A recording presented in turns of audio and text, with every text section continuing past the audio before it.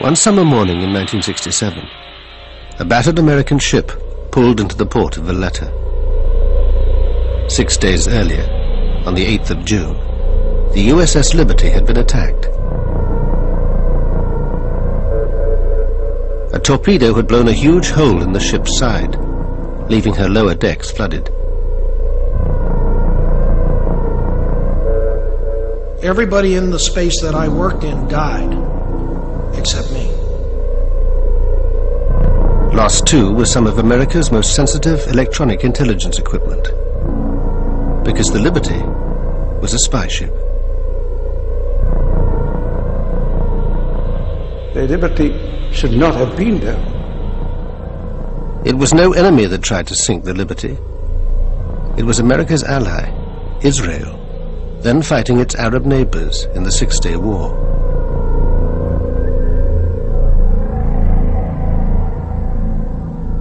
The survivors have always said the attack was no accident. We were well known, and the attack was obviously deliberate. I consider it this cold-blooded murder of American sailors that day. Yet Israel insists it was a tragic case of mistaken identity.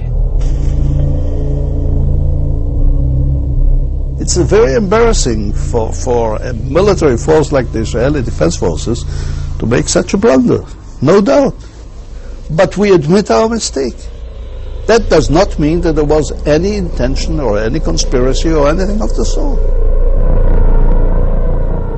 But the men of the Liberty claim there was a conspiracy, and that it's been covered up for 35 years. If it was an accident, it was the best planned accident I've ever heard of.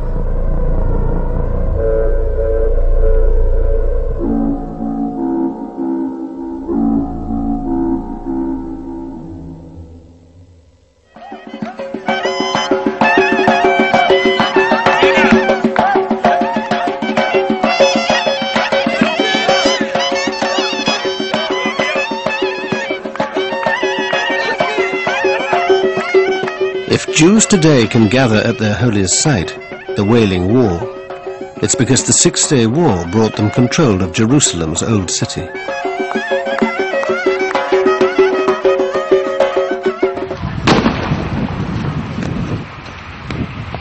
It's also brought 35 years of violence, hatred, and bloodshed.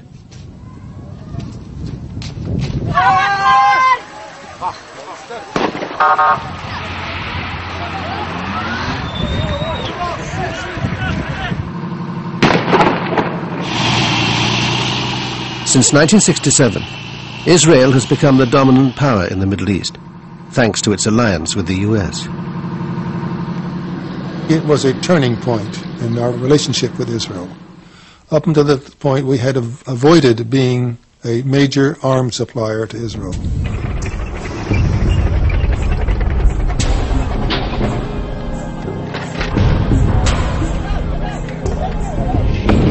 Paradoxically, the security of Israel became one of our strategic objectives, which it had never been in the past. For 35 years, the Liberty veterans have been campaigning for justice and a full inquiry into the attack on their ship. We need you because it's what keeps us going.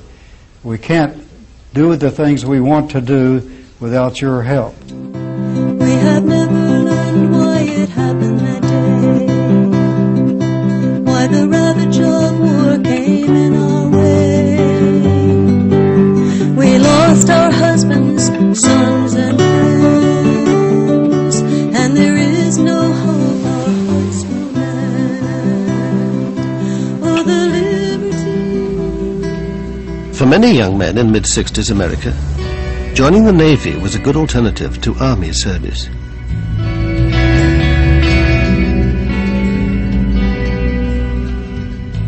It was kind of funny. I didn't want to go. It was Vietnam. My friends were coming back in body bags, and I put it off for a month. I got a second notice, and I figured I better do something, and I went and enlisted in the Navy, and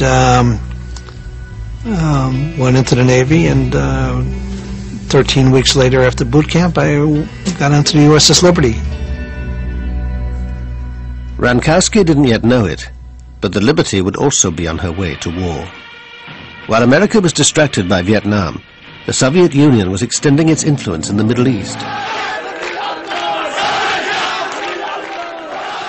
It backed radical governments in Syria and Egypt, whose president, Gamal Abdel Nasser, had become the Arab world's chief spokesman in its struggle with Israel. Egypt was under enormous pressure at the time. Pressure by the Arab partners.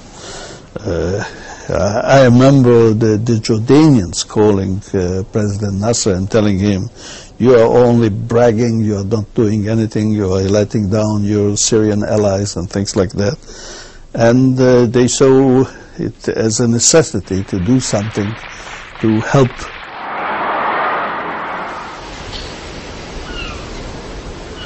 Meanwhile, the USS Liberty had crossed the Atlantic and put in at the West African port of Abidjan. Some of the sailors were on leave and busy with their home movie cameras.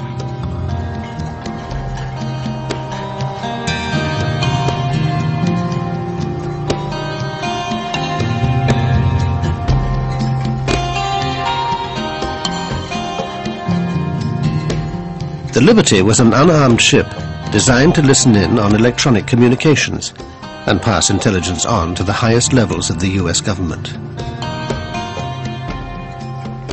There was no other ship like her. Her decks bristled with 45 antennas, and below were dozens of communications analysts and translators. If it was broadcast on a radio wave, we could receive it at any frequency, low frequency, high frequency, medium frequency, very low frequency. If it was out there, we could receive it. If we were listening and we heard a signal, and when we looked at it, we couldn't understand it, it was encrypted as well, we'd send it back to NSA and let them hit it with their computers. NSA, the National Security Agency, is America's top secret organization for handling electronic intelligence. From its headquarters outside Washington, it controlled the Liberty as she cruised slowly along the west coast of Africa. In May '67, Nasser moved thousands of Egyptian troops into the previously demilitarized Sinai Peninsula. Israel and Egypt now confronted each other head-on, though the saber-rattling didn't mean war was inevitable.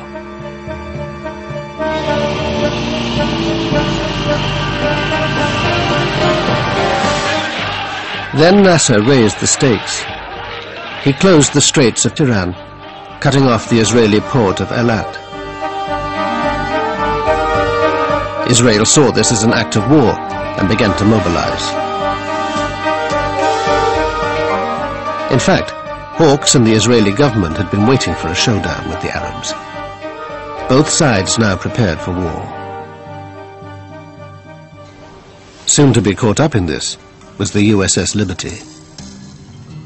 Her commander, William L. McGonigal, had been in the Navy since World War II. The crew included highly trained code breakers and radio experts, like Dave Lewis.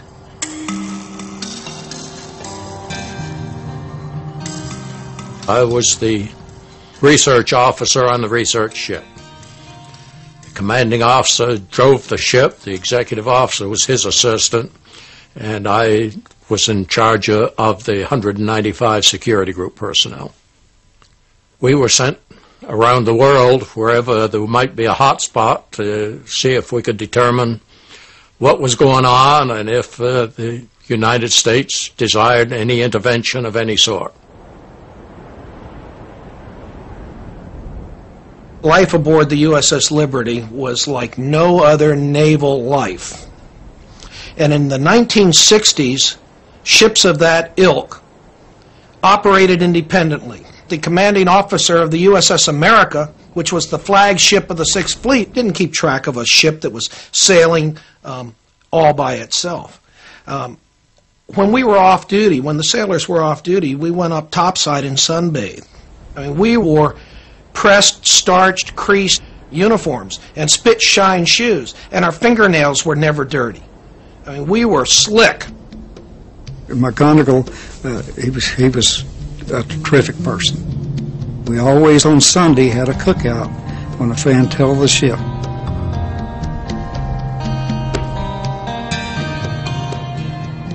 Being aboard the ship was really something. It was fun, like going from Abidjan, Ivory Coast, all the way down to Cape Town. You're drifting along at 3 knots and listening 10 miles off the coast. When the Liberty pulled into Abidjan, that was a social event of the year. I got back aboard at 2 o'clock in the morning the day we left. I was met at the gangway by Captain McGonigal, who informed me that we had orders to get underway immediately, and I was to get the rest of the troops, and we were getting underway. In a sudden change of mission, the ship was ordered to head for the Middle East.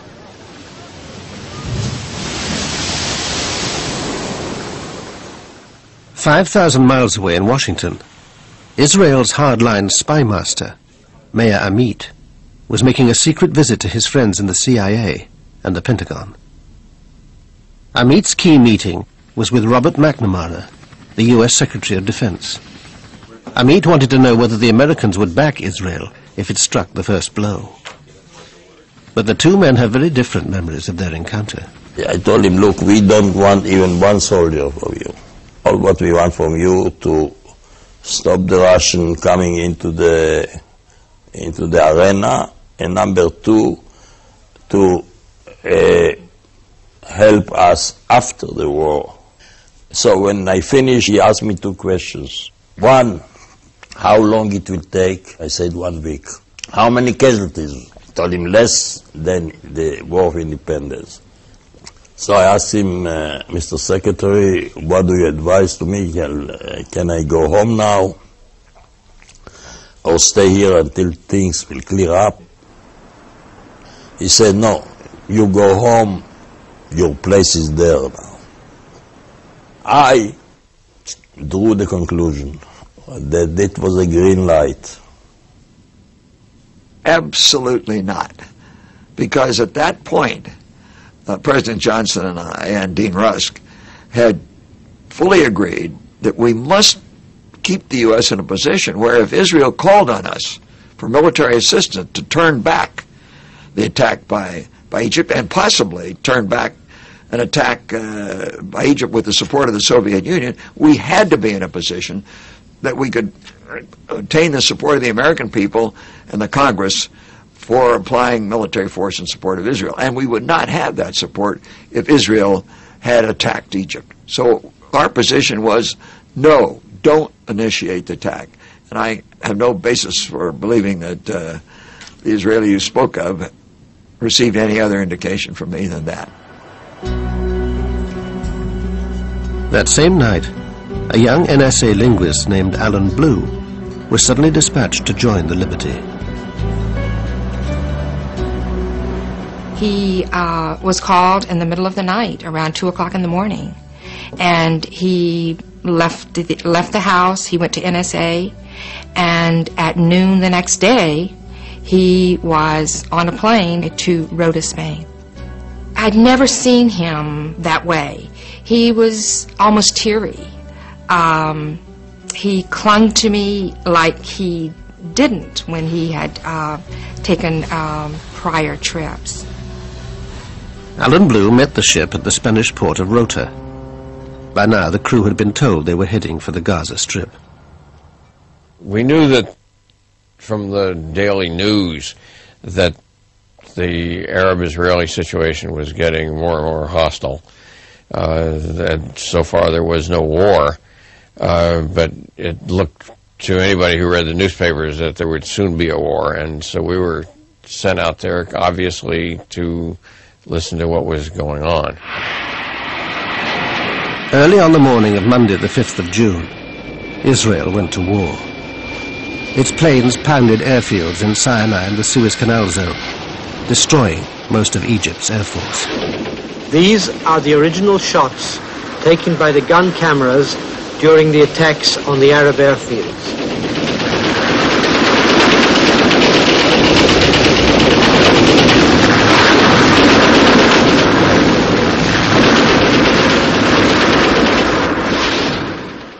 The fact is that they didn't have a clue when we came on. They were completely caught by surprise. They were having breakfast, or immediately after breakfast some coffee, and boof, up we came on 9 airfields, 2 in the Sinai, 5 in Egypt, and 2 in Upper Egypt. And then we had the second round, and the third round, and the fourth round. Once again, the actual aerial combat shots taken by the Israeli gun cameras.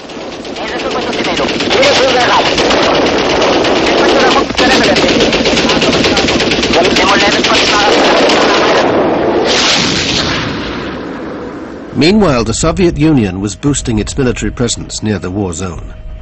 It moved 20 warships into the eastern Mediterranean. In response, the Pentagon ordered the 6th Fleet to keep all aircraft and ships at least 100 miles away from the coast. But one vessel received no such message. The USS Liberty steamed on towards the Sinai coast. We were told there was no need to worry. We had asked Commander 6th Fleet for an armed guard to go along with us, a destroyer. He sent the message back saying we were in international waters, flying the American ensign. There was no need for an armed escort. The Liberty was approaching a scene of total Israeli victory. On the 3rd day of the war, they'd taken the West Bank. But the big prize was the capture of Jerusalem's old city.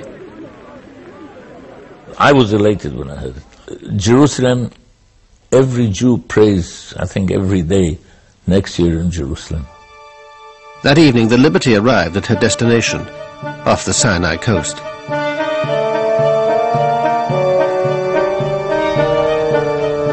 Thursday, the 8th of June, dawned fine and clear. But the war was still raging, and Israeli planes flew out from the Sinai Peninsula to check on the Liberty. Reveille was at 6. You got up, you showered and everything, and you go for a chow. But before that, we had heard that, like at 5 in the morning, or around that time, that the planes were buzzing us. The Israeli aircraft seemed to be identifying the ship as belonging to their ally, America. There were about 9 different occasions that airplanes came out, probably 12 times that were circled, 12 separate orbits of the ship during the morning. Lloyd Painter relieved Ennis as officer of the deck. He too was reassured by the presence of the Israeli planes. I remember vividly looking out through the portholes, looking down on the 01 level, and seeing all the officers sunbathing. And at the same time, we were being overflown, and I remember feeling very good and very warm inside that we were safe. They knew who we were. We were not a stranger out there that day. Confident that the Israelis knew who they were, the Liberty men relaxed. A new flag was flying, visibility was perfect, and they'd received no orders to leave the area. That sense of security was about to be brutally shattered. At 2 o'clock in the afternoon, the officers on the bridge spotted 3 Delta-wing Mirage jets. I saw them come at us. In fact, I was looking through the porthole when the jets came down and leveled off on us at attack attitude. To my surprise, there were red flashes under the wings, and missiles, rockets started hitting the ship. But the portholes were blown out instantly. Mine in my chest, the fellow next to me got it in his face, and we all went down on the deck with the force of the concussion from the glass. The next thing I heard down in my space was a panicky announcement on the loudspeaker 1MC. General quarters, this is no drill. General quarters, ship is under attack. And you hear ping, ping, ping, ping. The decks above were being shredded. Attempts to send an SOS message failed. The Liberty's frequencies were being jammed. You'd have to know what frequencies we were going to come up on. To know that, you'd have to know that we were an American ship. If you knew we were an American ship, you knew what frequencies we were going to be on because you knew what the fleet frequencies were. Duh! Hello! The attackers knew their target, but they were keeping their own identity well hidden. During the attack, no one saw any markings, and some of the men told me later that they made a special effort to identify them, and they swear that there were no markings, that these airplanes were unmarked. They took out all of our transmitting antennas, and shortly thereafter deposited napalm on the deck. It appeared to me that it was the intent of the attacker to take out all communications and keep all people off deck so they couldn't reestablish any sort of antennas or communication system. If it was an accident, it was the best planned accident I've ever heard of. The only reason we got the SOS out was because my crazy troops were climbing the antenna string and long wires while they were being shot at.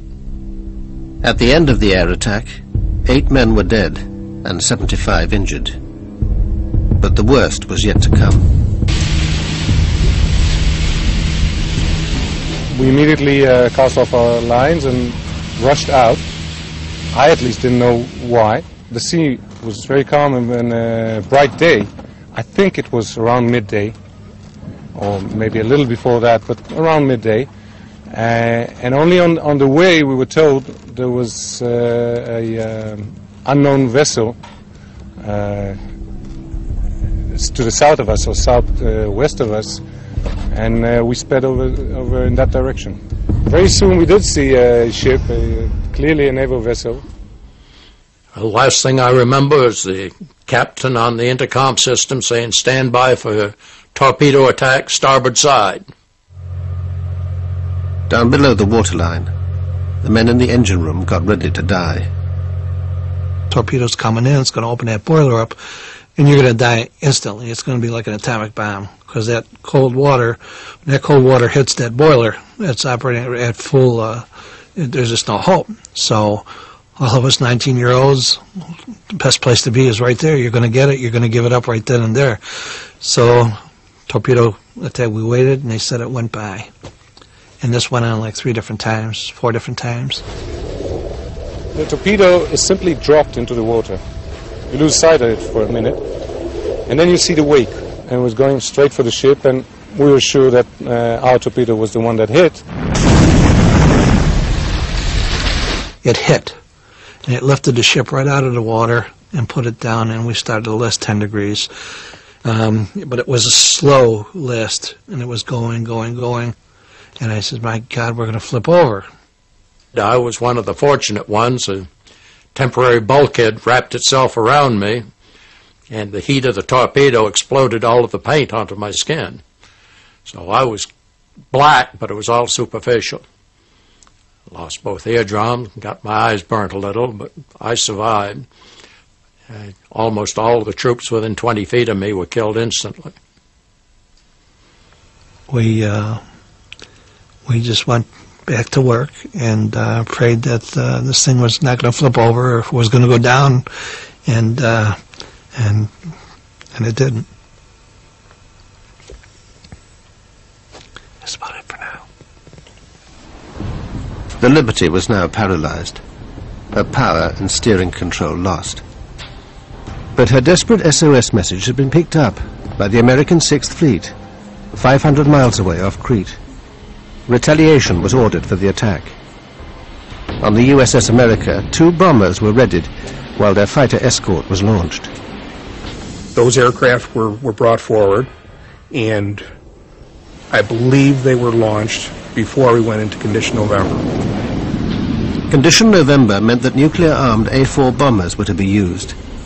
Incredibly, the US was about to launch a nuclear strike against Egypt, the Liberty's presumed attacker. One of them was taxied forward to Cat 1, and it was it had like a shroud around the underside of the fuselage, and it had Marine guards escorting the A4. So that was a very unusual experience. I've never seen anything like that. There was a flash message, as I recall, from one of the carriers that said they had launched ready aircraft. The launching of ready aircraft, you understand, that is typically nuclear-armed aircraft. Cairo was about to be incinerated. The U.S. Embassy was told that an attack was coming. Richard Parker was the political consul. There was this message that the Navy was preparing to retaliate against Egypt for the attack on the Liberty. They thought that it was the Egyptians who attacked it. They were preparing to attack Egypt in response. A few minutes later, Tony Hart passed a Pentagon message through to the Navy. Recall the aircraft. My first thought was, as well, we don't want to do mushroom clouds. The recall probably is to rearm the aircraft. About 10 minutes later, the USS America and Washington were connected by voice link. The Defense Secretary himself came on the line. McNamara directed Comm 6 Fleet to recall the aircraft, and Comm 6 Fleet said, "Are you sure?" And he said, "Absolutely certain. Recall the aircraft." The attack on the Liberty had triggered an extraordinary response. Nuclear-armed planes had been on their way to Cairo. A nuclear strike had been minutes away and had only just been averted. But it seems McNamara was also unwilling to send aircraft directly to help the Liberty. The fleet commander asked for permission to send a rescue flight of conventionally armed aircraft. The admiral was talking to McNamara and asking for permission to relaunch the ready aircraft, relaunch any aircraft. And McNamara said no, that no aircraft were to be launched.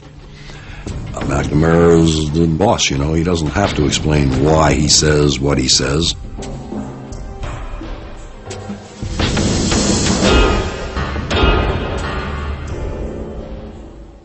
Dave Lewis heard from another officer about McNamara's dealings with the 6th Fleet. I'm Admiral Larry Geis, the commander of Task Force 60. He was very upset. He told me he knew it was going to be hushed up, and I wasn't to say anything about it, but he had to get it off his chest. That he had sent aircraft and notified Washington, obviously via the Criticom network, because it got to Bob McNamara and Lyndon Johnson, and he had the aircraft recalled by Robert McNamara. So he said he reconfigured a flight of aircraft with aircraft incapable of carrying nuclear weaponry and relaunched it. He again notified Washington. Again, Robert McNamara ordered the aircraft recalled. He challenged the order, and Lyndon Johnson came on. Said he didn't give a damn if the ship sunk. He would not embarrass his allies. Robert McNamara has never fully discussed his role in the Liberty controversy.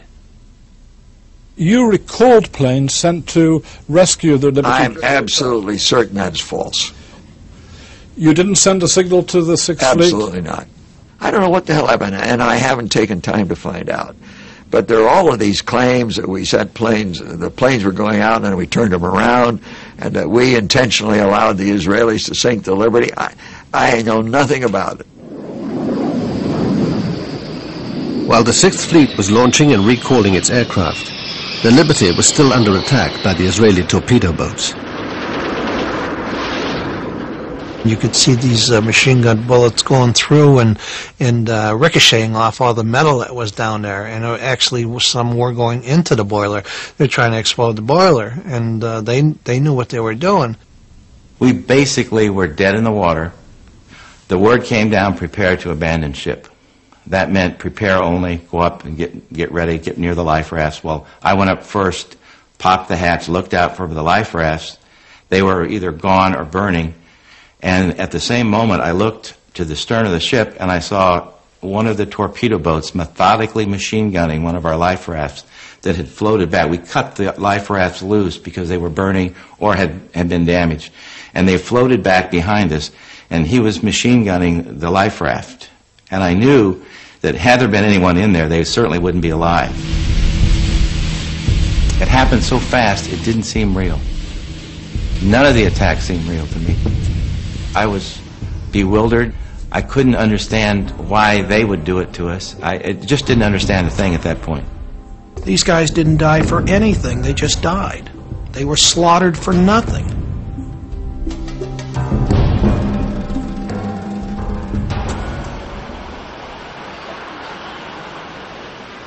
The assault was over, but the cover-up was about to begin.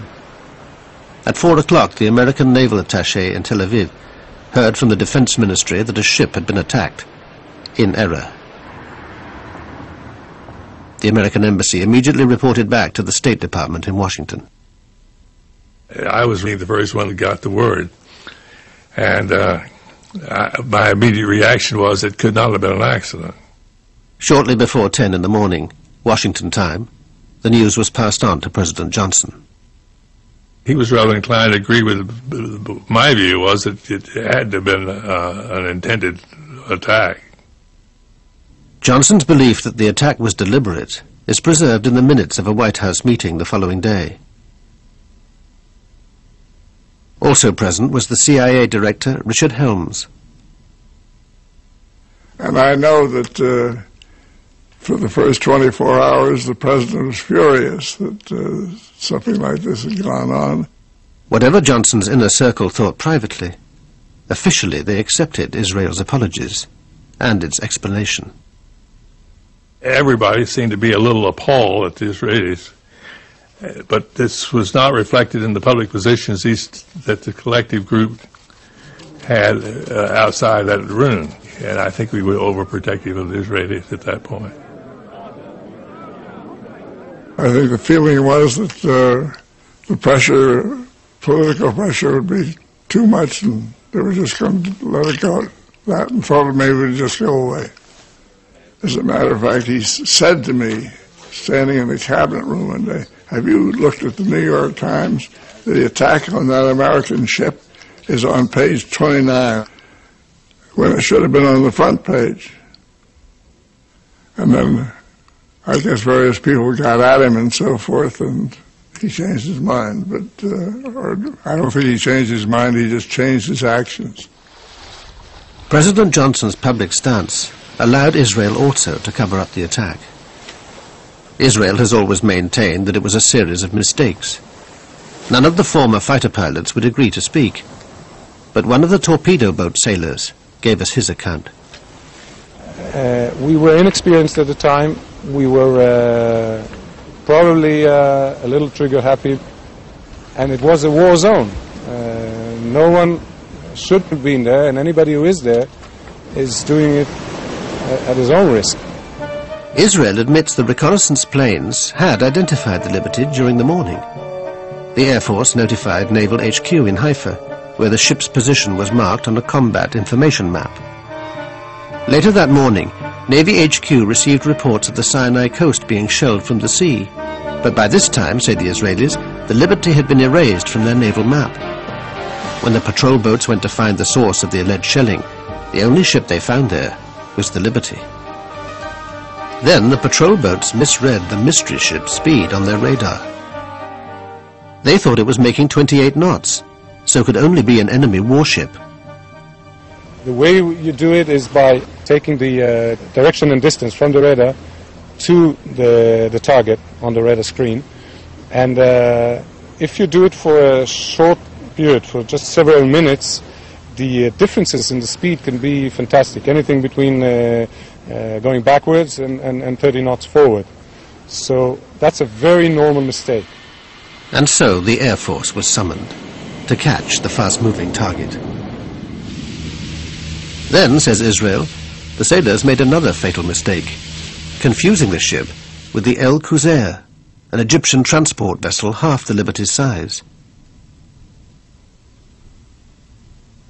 It looked very similar to the El Qusair. There were some differences, and again you have to remember that she had already been fired upon by the airplanes. This was when word of the attack first reached the head of the Navy, who happened to be Udi Arel's father. He'd been at Haifa Harbor, out of radio contact, and had just got back to Navy HQ. Of course I was furious. The minute she was torpedoed, and it was clear to me actually that she couldn't have made 28 knots. So I actually immediately ordered definite identification. And then he reported that the flag was going up, was being hoisted. And then his first identification was Soviet. I said, oh my God. Come closer. He came closer and he identified her as an American ship. Whatever the ship's identity, the Israelis vehemently denied that they'd ever fire at life rafts in the water. I don't believe it. I never saw such a thing. There was nothing even resembling a life raft, and we certainly didn't shoot at it. We are taking part of the blame, but only part of the blame. We made most of the mistakes. They made many mistakes on the spot, and by the fact that the Liberty should not have been there. But the evidence points to Israel knowing the ship's identity and wanting it sunk fast. This U.S. Air Force intelligence analyst was following radio intercepts of the attack. The communications I had in my hands originated from an Israeli flight commander. Evidently, from his questioning to the ground control, one can deduce that he had been given specific orders to attack that ship before he left the ground. And when he saw it was an American ship, he questioned those orders. And he questioned those orders to his ground control. That same conversation that I had in my hands specifically noted that the ground control said, proceed with the attack. And there was still doubt in the Israeli pilot's mind. And he said, no, this is American, repeat those orders again. And he was told flat out, do attack this ship.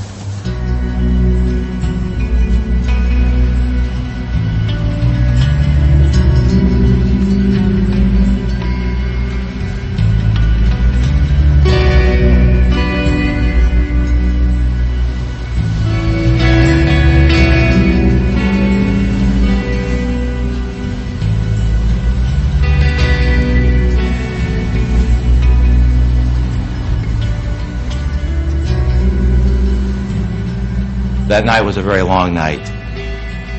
I'm thinking at that point, I hope we don't sink, because I knew the extent of the damage. I'd been down and taken a look at it, and I knew that we were in bad, bad shape.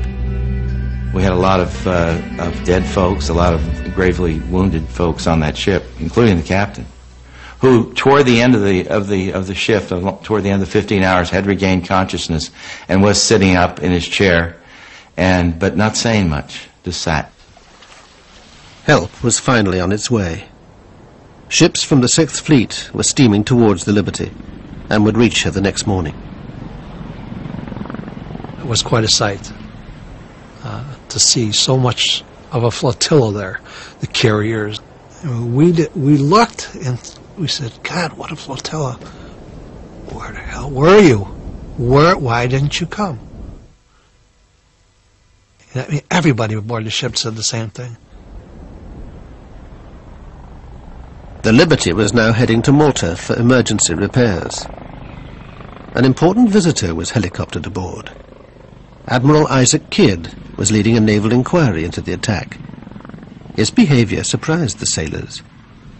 I thought he was a very strange person because he took his stars off and walked around, tried to walk around like a regular guy. You know, everybody knew who he was.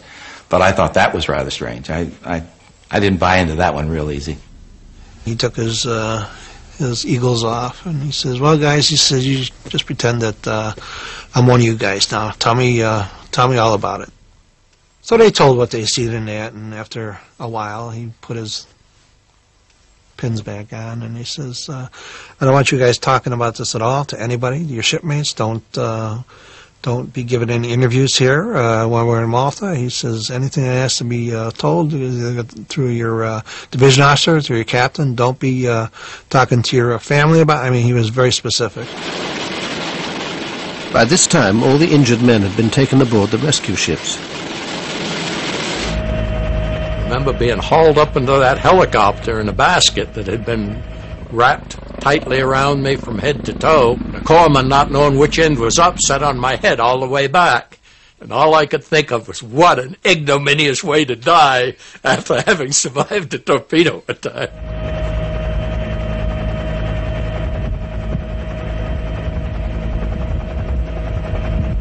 They took the wounded and the dead off and took them to the USS America, where we were then taken into their hospital area. That was when the Navy and the might of the United States Navy was really with us. Up until then, it hadn't been.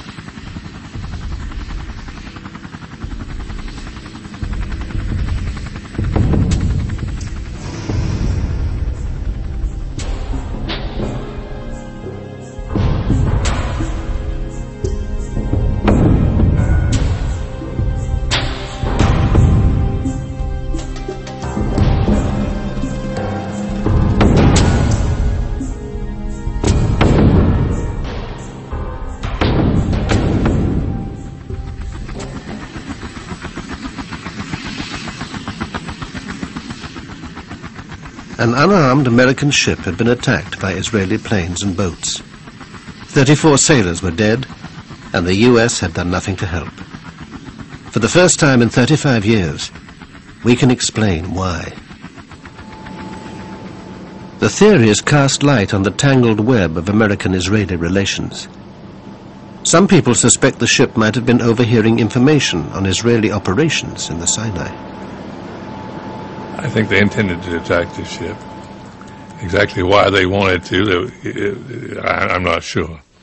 They may have felt we were, with the Liberty, we were listening into some conversations and other things that were going on that they didn't want us to know about. And they had been engaged in some pretty outlandish stuff in the course of the war. And I didn't think they wanted us to know all the detail of that.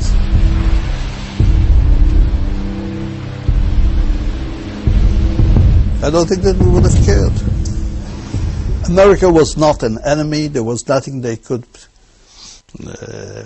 in any way involve us, threaten us, concern us. No.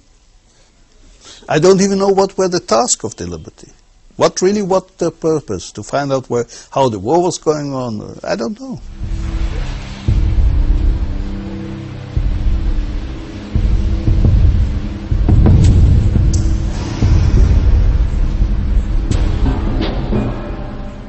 But there's a broader theory, that the attack was intended to be blamed on Egypt, and would therefore draw America into the war, and was carried out with the foreknowledge of certain people in Washington.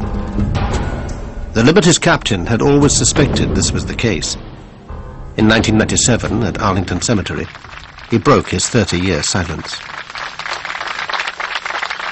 For many years, I had wanted to believe that the attack on the Liberty was pure error. It appears to me that it was not a pure case of mistaken identity. I think that it's about time that the State of Israel and the United States government provide the crew members of the Liberty and the rest of the American people the facts of what happened and why it came about that the Liberty was attacked 30 years ago today. Less than 2 years later, McGonigal himself would be buried at Arlington. Shortly before he died, he sent an open letter to President Clinton calling for Israel to acknowledge publicly that her armed forces had deliberately attacked the USS Liberty. Captain McGonigal was more than just a captain in the Navy. He was a friend. He was a sailor's captain. Towards the end of his life, McGonigal confided in his old friend, the chief engineer. Captain and I was real close, and every time I'd see him while he was in the hospital, he would cry, and he called me a few years, 2 or 3 years before he died. He was going to be in Washington for me to come up there, and I sat in a room with him. We chatted a while, and then he got started telling me that those SOBs really did us in, George. And I said, what are you talking about? McGonigal went on to say that if the Liberty had been sunk with all hands, the blame would naturally fall on Egypt and her Soviet backer. We were guinea pigs to be sunk, and then we could say Egypt and Russia did it. That way the United States could have stepped right in and helped Israel. We've found evidence that this was part of a larger plan hatched by Israeli and American intelligence to invade Egypt and overthrow Nasser, a plan codenamed Cyanide. A key figure was James Angleton, Israel's closest friend in the CIA, and unique beneficiary of a memorial from Mossad. Jim Ennis first came across cyanide almost by chance. I had gone to the LBJ library asking for, all Liberty documents, and this one-page paper came out of nowhere. Minutes from the 303 committee. The 303 committee was a secret group that used to meet at the old executive office building, round the corner from the White House. 303 committee was simply a device for examining covert operations of any kind and making a judgment on behalf of the president so he wouldn't be nailed with the thing if it failed. Here in April 1967, the committee met to discuss a sensitive Defense Department project. It would involve the Liberty with a highly risky submarine operation to help Israel. Scribbled on the minutes is a note: submarine within UAR waters, another term for Egypt. Especially the fact that this was in the Liberty file suggested that this had to do with the submarine that was near us and with cyanide and all the other things. Dave Lewis had also heard about cyanide. One of his officers had told him the ship was carrying secret documents in connection with a submarine project. He said, there are sealed orders in my safe for Project Cyanide that involves communication via submarine in case of war. That's all I know about it. The orders were never opened.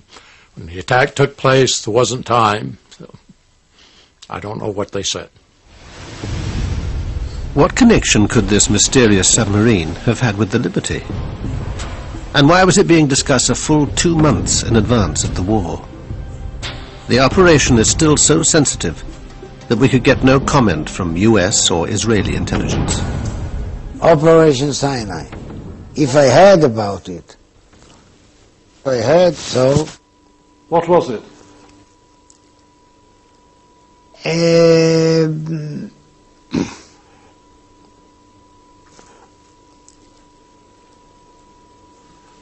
I suggest we stop the interview here.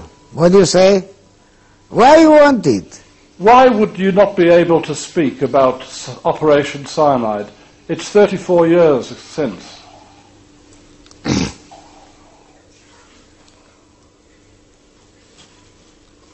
Signature and loyalty to my country.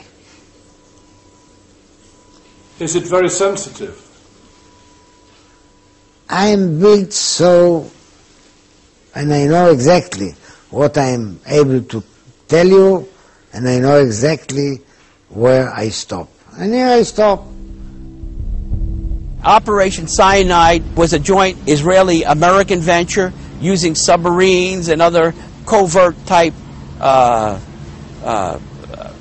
intelligence gathering efforts against the UAR. But that has a logical explanation. The explanation is the UAR was totally Soviet equipped. They had Soviet advisors. The Soviet Union was our arch enemy at the time, and we were concerned in a volatile Mideast situation with the Soviet problem. We were concerned wherever the Soviets showed up, and they had considerable influence in the United Arab Republic. So there were these joint ventures with Israeli intelligence. We were strategic and tactical reconnaissance photo processing specialists. We flew probably 8 missions that day, all bomb damage assessment, all airports in disarray, lines of aircraft destroyed in place. From what we saw in that film, it was unchallengeable destruction of the enemy. This covert operation was also part of cyanide. Before the war, the team had secretly been sent to an Israeli air base in the Negev desert. The men wore unmarked uniforms and had no ID, while 4 American reconnaissance planes were disguised as Israeli.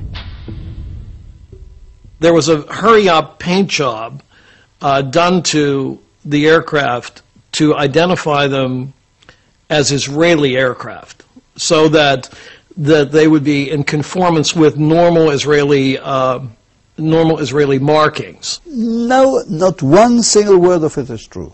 I don't know what is the man. I don't know. Fantasy. It's a fantasy. He's dreaming. He is making it up. Nothing. They can deny it now. Fine. Take a look at the reconnaissance information that the Israelis have that was published publicly in Time magazine, Life magazine, I think Look magazine.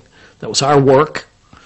The Israelis had no reconnaissance aircraft, and you can't get the detail off of gun cameras that was in those films. If it's true that America was secretly in the war against Egypt, this had to be kept quiet at all costs. Well, the implication would be very serious. I mean, first of all, it means that LBJ and his people around him had been lying to us through their teeth, and that might be a minor matter for most people, but it'd be important to us. But more important, it would mean an American participation in the attack on Egypt, a very serious thing for us to have done. And it would have, finished our relations with the Arab world for a long time to come. As it was, 6 Arab states broke relations with us.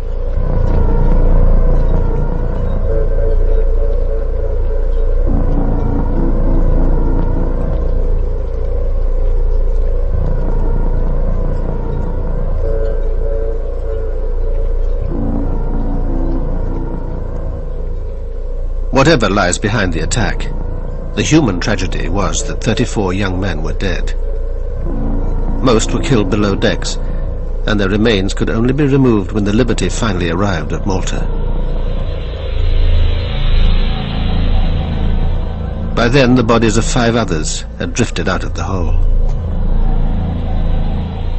Only when the dock was drained did the full horror of the destruction become apparent. I remember taking that photograph, and I remember seeing parts of bodies in the cables and wiring that were jammed around, especially in the top part. It seemed like on the overhead, a lot of parts of bodies were hanging there. It looked like a meat locker. We had to go down and start cleaning that up.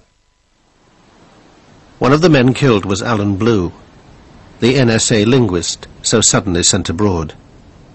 His wife didn't even know he was on the USS Liberty. I was sitting in a park in Washington, D.C., having my lunch about 1 o'clock in the afternoon on June 8. It was a beautiful, clear, sunny day.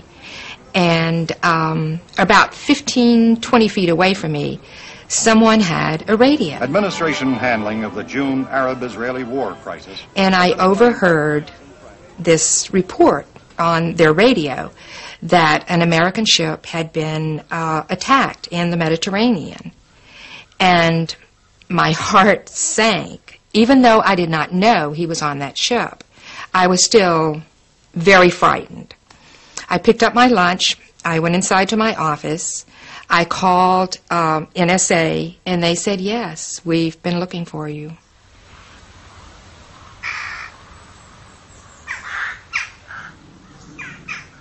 Alan Blue was later buried at Arlington National Cemetery. For the previous month, his widow had had to share her house with minders from the NSA. They told her nothing and controlled her contact with the outside world. I think they were anxious to not have any press around us at that time. No one from the NSA ever contacted me to explain what happened. There were many, many people at the service. I'm not sure who they all were. In Malta, meanwhile, the Liberty men were alarmed by the way Admiral Kidd was steering the naval inquiry. He seemed to have made up his mind in advance and was ignoring crucial evidence. I testified about 3 major items that I had witnessed. One was the captain's condition. I also testified about the armor-piercing projectiles that had been sent through our ship. And I also testified about the machine gunning of the life rafts by the Israeli torpedo boats. I testified, like I said, for about 2.5, 3 hours. I didn't know until, I don't remember, months later, that much of my testimony was never recorded. McGonigal had blacked out during the attack, so the chief engineer took command of the ship. Yet the inquiry wasn't interested in what he had to say. I got so peeved off I couldn't see straight. Before it broke up, I stood outside the door and wanted to go in there so that I could get my say in those minutes that were being taken. But he wanted to keep me out of that almost completely. The report was reviewed at the Navy's European headquarters by Merlin Starring, later the Navy's top lawyer. It didn't appear to support Kidd's conclusion that Israel had attacked in error. Well, I simply could not find an evidentiary basis for that conclusion. I had considerable trouble with the record in attempting to, as I read through it, attempting to find the evidence, the testimony, or other evidence that would support some of the findings or opinions or conclusions that the Court of Inquiry had drafted and had reached.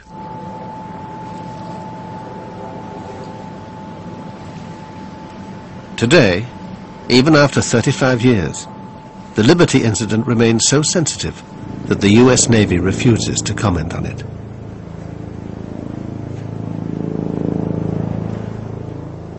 I think there was a cover-up. I think there were details known from talking with some of those crew. It was pretty bad.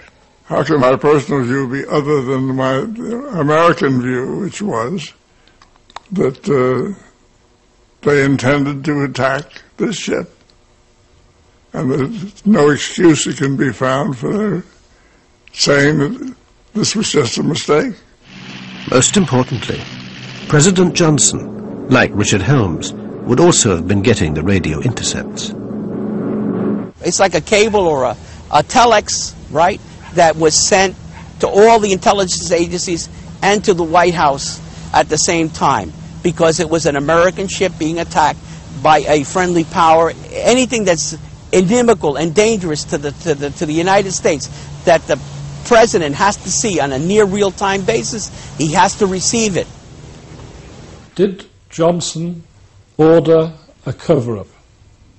No, that I'm aware of. But people were sworn to secrecy.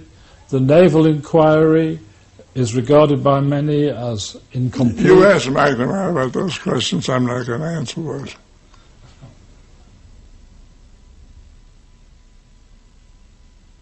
I am not saying anything about the Liberty, period.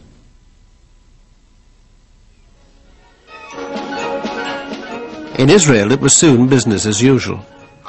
An inquiry attended by the Navy Chief, Shlomo Arel, concluded that the attack was mainly due to a series of Israeli blunders. Despite this, nobody was charged or court-martialed.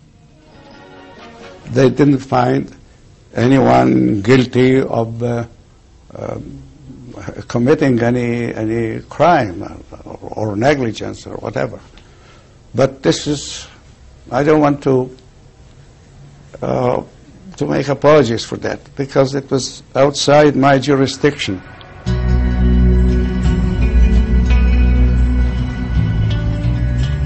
After a month in Malta, the Liberty was patched up and ready to begin her journey home.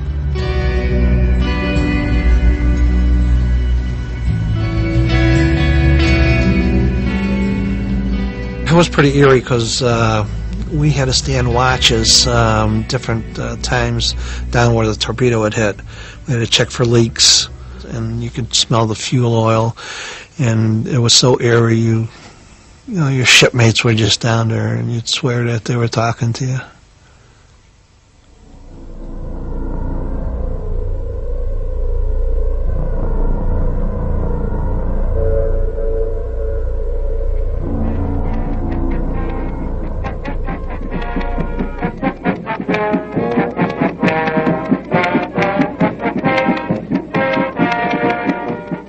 We arrived to fanfare, to local press, and Miss Norfolk, Miss Hospitality, Miss everybody.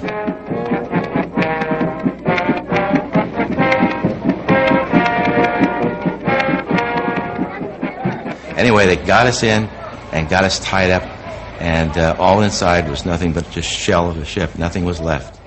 One of the things that bothered me for years was coming home. I'd survived all that other stuff, but the coming home part and facing people who had lost their loved ones, that was very difficult. Very, very difficult. The men had been ordered never to talk about the attack under threat of court-martial. Now the Navy scattered them, and no two were posted together. Even their medals were awarded secretively. I remember receiving my Purple Heart in the captain's office in Bremerhaven, Germany, and with the warning, don't ever tell anyone where you got it. Don't ever. I knew at that time that things had gone terribly wrong with what had happened to us. I knew something was up, and so I basically made a decision to get out of the Navy, and I finished off my obligation, resigned my commission, and left the Navy. Captain McGonigal was given America's highest award, but with little ceremony. That's the only Congressional Medal of Honor that I'm familiar with that was not presented by the President of the United States. It's normal protocol for the President to present the CMH. It was presented by the Secretary of the Navy at the Navy Yard, a little base down in southeast Washington, rather than at the White House by the President. Well, certainly, I think it was the way that the Navy and the White House handled this was a travesty. Johnson didn't want this thing publicized. He thought it would harm relations with Israel and his relations with Jews in the United States. For Liberty, that you were commanding officer at that time. Thank you very much, sir. For the officers and men of Liberty, I accept this Presidential Unit citation, and I would add my own personal appreciation for their professional devotion to duty. Every one of our citations talks about military action, occasionally mentions enemy action, but never mentions that it was the State of Israel. For heroic achievement in connection with the unprovoked and unexpected armed attack on USS Liberty in the Eastern Mediterranean on 8th of June 1967. Silver Star Medal to Lieutenant George H. Golden. 3 times when told to stand by for torpedo attack. I witnessed a cover-up take place of the highest magnitude. I witnessed someone receiving the highest medal of the land, someone being promoted, someone given his choice of duty in the Navy for his silence. Nothing more, nothing less. And the silence paid off. The captain never stepped forward until the end of his life. And I only think what could have been if he'd have stepped forward in 1967. But a presidential election was coming up. Nobody in power wanted to let questions about the USS Liberty spoil relations with victorious Israel.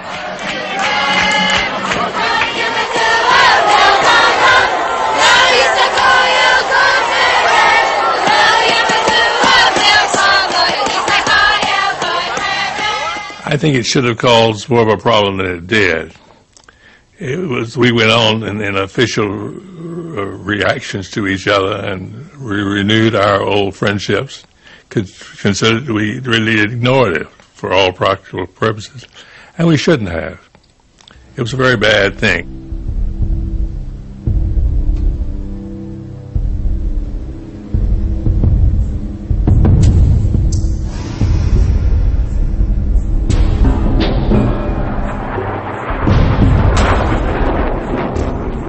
If you want to win a war quickly, there will be more mistakes, unfortunately.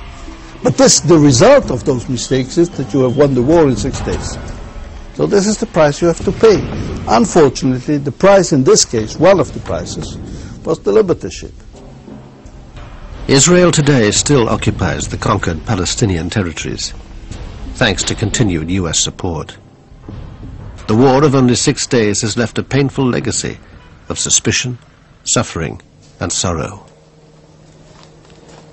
Among those living with that legacy are the Liberty survivors, bitter about their own government's cover-up.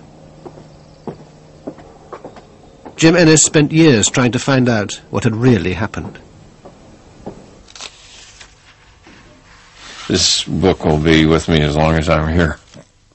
I've often said I'd like to have seen it go away years ago. I would have hoped that my book would have generated a congressional investigation that would have answered the remaining questions, and the whole thing could have been put to rest, and there'd be no question about what happened and why, and we just put it on and we all go on to other things.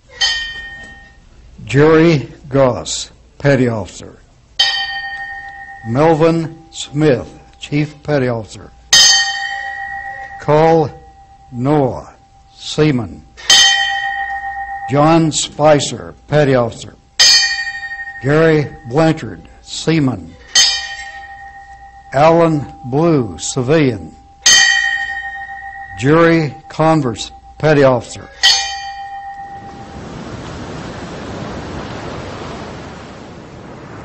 There's 34 guys that can't talk. And there's 34 families that need some answers. And there's the rest of the crew that needs some answers too.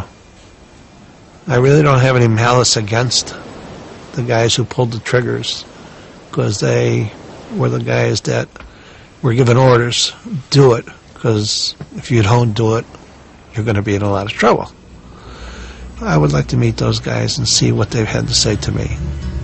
People who gave the orders, they got away with murder.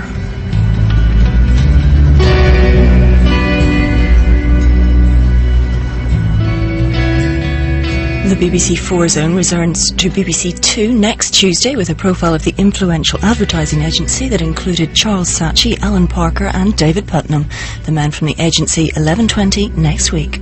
And starting now over on BBC 4, a contender for the coveted Samuel Johnson Prize for Fiction.